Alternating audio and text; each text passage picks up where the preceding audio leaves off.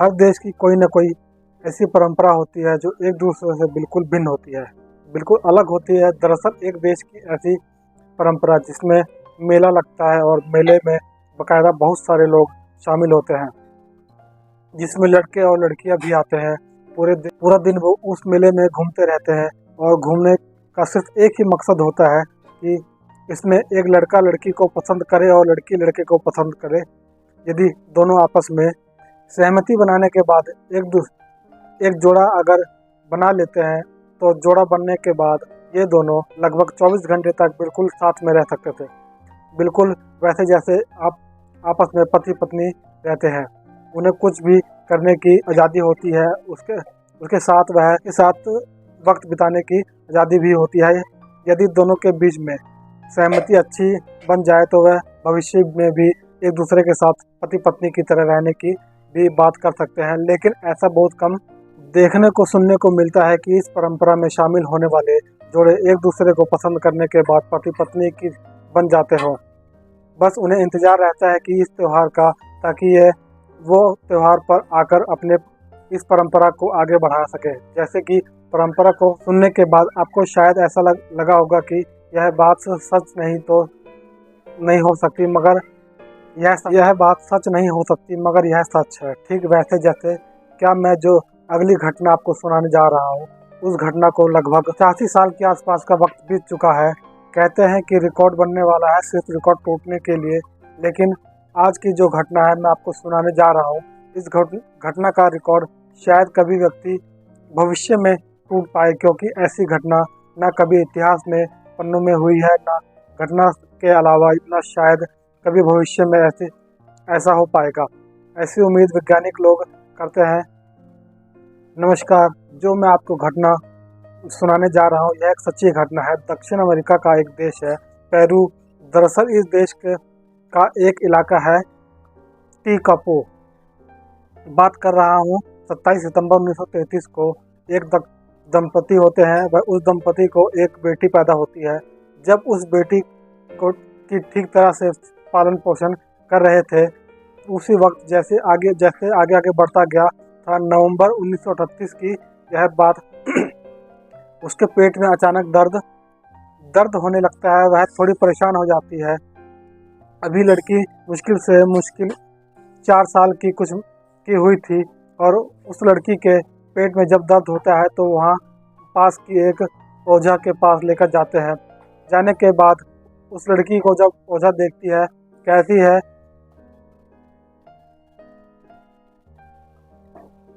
हम बहुत परेशान हैं। दोनों दंपति ने उस बेटी का नाम लीना मदीना उस लड़की को जब दिखाया तो ओझा ने देखते ही उसके पेट पर जब हाथ फेरा तो उसको कहा कि इसके पेट के अंदर सांप पल रहा है और सांप का बाहर निकलना बेहद ज़रूरी है। इसलिए उसे कुछ दवाइयाँ देने के बाद उस लड़की को घर भेज देती है। कुछ आराम मिलता है और आराम मिलने के बाद उस लड़की को फिर से वापस बुलाया जाता है। जब उसको तकलीफ बढ़ने लगी, उसके बाद फिर से ओझा के पास दिखाया गया। ओझा देखकर कहता है कि उसकी समस्या थोड़ी गंभीर है, इसके लिए कुछ पूजा पाठ करना पड़ेगा, और पूजा पाठ हो जाए तो यह लड़की बिल्कुल ठीक हो जाएगी। कुछ दिन तक उस लड़की को दर्द की शिकायत थी, फिर उसके बाद समस्या फिर से होने लगी, और धीरे धीरे करके ऐसे वक्त बीतने लगा। जब वक्त बीतने लगा और धीरे धीरे करके ऐसे वक्त बीतने लगता है। जब वक्त बीतने लगता है तो इस लड़की के मार्च 1939 की यह बात, अंतिम मार्च के अंतिम सप्ताह था। इस लड़की का पेट कुछ ज़्यादा ही बढ़ने लगता है। जब ज़्यादा पेट बढ़ने लगता है तो यानी कि तो वह अपने पेट को पकड़कर जब चलती थी तो छोटी सी बच्ची थी 5 साल के आसपास के, और उसके बाद वह जब चलती थी तो उसकी माँ और बाप, उसका परिवार के सभी लोग उसका कुछ ज़्यादा ही ख्याल रख रहे थे। हालांकि यह फैमिली बहुत गरीब परिवार था। जब इस लड़की का पेट बढ़ने लगता है तो उन्हें लगने लगा कि जैसे कि उसके पेट में रसोली है या फिर किसी तरह की कोई ट्यूमर बन गया है, और इसके लिए उन्हें एक शहर होता है। जब किसको शहर के की तरफ रुख किया, माँ और बाप ने अपनी बेटी को जब डॉक्टर के पास ले जाते हैं तो डॉक्टर जोरार्दो उस लड़की की जांच करता है। तो जांच करने के बाद पता चलता है यह तो गर्भवती है। और जैसे इस हॉस्पिटल में इस लड़की को देखा जाता है, पूरे हॉस्पिटल के अंदर हड़कंप मच जाता है। लोगों को यकीन नहीं हो रहा था कि जिसकी उम्र 5 साल के आसपास होती है वह लड़की गर्भवती कैसे हो सकती है। आखिरकार ये कैसे हो सकता है। पिता और माँ दोनों बेहोश हो जाते हैं। उन्हें होश में लाया जाता है। उससे पूछा जाता है कि तुम्हारी बेटी के साथ आखिरकार ऐसा क्या हुआ। वो समझ नहीं पा रहे थे कि आखिरकार उनकी बेटी के साथ क्या हुआ। तभी लड़की को 1 महीने के लिए हॉस्पिटल में, जब उसके बच्चा होने का वक्त बहुत नज़दीक आने वाला होता है, तो माँ और बाप उसी बेटी के साथ हमेशा हर वक्त रहते हैं। डॉक्टर की एक टीम बनाई जाती है जिसमें डॉक्टर होते हैं डॉक्टर जेरार्दो लोजा, डॉक्टर पांसुल और साथ ही में डॉक्टर कोलारेता को भी बुलाया जाता है ताकि इस लड़की को बेहोश किया जा सके, क्योंकि इसका वक्त अब पूरा हो चुका था। लड़की के पेट में बच्चा पल रहा था। इसकी 9 महीने की उम्र हो चुकी थी। अब उस बच्चे का बाहर आना है, नॉर्मल डिलीवरी तो नहीं हो सकती थी, इसलिए डॉक्टर ने फैसला इसका सिजेरियन यानी इसका बड़ा ऑपरेशन किया जाएगा। और बड़े ऑपरेशन के बाद आगे कुछ कह सकते हैं। आखिरकार लीना मदीना ने एक स्वस्थ बेटे को जन्म दिया जिसका वजन 2 किलो 700 ग्राम के आसपास। और जिस दिन यह बेटा पैदा हुआ था वो आखिरकार 14 मई 1939, यानी कि उस दिन की उस लड़की की उम्र थी 5 साल 7 महीने और 17 दिन। जैसे ही हॉस्पिटल से खबर बाहर शहर में फैल जाती है तो लोगों को यकीन नहीं हो रहा था। उस दौर में जिस तरह की मीडिया होती थी, प्रिंट मीडिया का दौर था। प्रिंट मीडिया के पत्रकारों का जमावड़ा लग जाता है और वहाँ जानने के लिए आखिरकार ऐसा कैसे हो सकता है, वैज्ञानिक की टीम भी पहुँच जाती है, हॉस्पिटल में आती है। यह पता करने की कोशिश करती है कि आखिरकार ऐसे क्या हुआ कि यह लड़की जो 5 साल 7 महीने और 17 दिन की होती है वह एक स्वस्थ बच्चे को जन्म दे देती है। डॉक्टर ने जो अपनी तरह से जांच पड़ताल की। इस जांच पड़ताल में पाया गया कि इस लड़की को एक गंभीर बीमारी होती है। उस बीमारी का नाम था पिकोसियस प्यूबर्टी। दरअसल इस बीमारी के अंतर्गत यह होता है कि जब बच्चे की योनि जो अंग होता है वह वक्त से पहले ही डेवलप होना शुरू हो जाता है। जब यह लगभग 2.5 या 3 साल की थी तब से इस बच्चे को पीरियड आने शुरू हो जाते हैं। और जैसे जैसे इसका पेट बढ़ रहा था, यानी कि बच्चा पैदा होने का वक्त आ जाता है, वैसे वैसे शरीर के अंग वो डेवलप हो जा चुके थे पूरी तरह। इसलिए डॉक्टर को यकीन नहीं हो रहा था कि पहले तो इसकी उम्र को लेकर बाद में जब बच्चा हो जाता है तो यकीन नहीं हो रहा था कि यह आखिरकार ऐसा कैसे हो सकता है। मीडिया में जब खबर प्रकाशित होती है, प्रिंट मीडिया अखबारों में जब खबर आती है तो अखबारों के खबर को देखने के बाद पुलिस वाले उस हॉस्पिटल में पहुंच जाते हैं। और पहुंचने के बाद लड़की के पिता होते हैं उसको गिरफ्तार कर लेते हैं। और गिरफ्तार करने के बाद उसकी जांच करते हैं ताकि उससे पूछा जा सके कि क्या तुम अपनी बेटी के साथ शारीरिक शोषण कर रहे थे, क्या इसका लगातार बलात्कार कर रहे थे। पिता का रो कर बुरा हाल हो जाता है।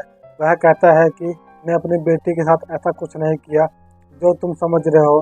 डॉक्टरों की टीम के माध्यम से उस लड़की व्यक्ति का ब्लड सैंपल लिया जाता है और सैंपल लेने के बाद उसकी डीएनए जांच कराई जाती है और उस बच्चे की भी जांच कराई जाती है। पता चलता है कि यह सैंपल नहीं कर रहा था, यानी कि पिता बेकसूर था। उसको गर्भवती करने में उसका कोई हाथ नहीं था। पुलिस ने जब घर जाकर उसकी जांच पड़ताल शुरू की, आसपास के लोगों से उसकी पूछताछ करनी शुरू की, तो पता चला कि इस घर में एक 11 साल का लड़का होता है। वह थोड़ा मंदबुद्धि का था। पुलिस ने जब उसको हिरासत में लिया उसकी भी जांच पड़ताल की गई, लेकिन वह भी बेकसूर निकला।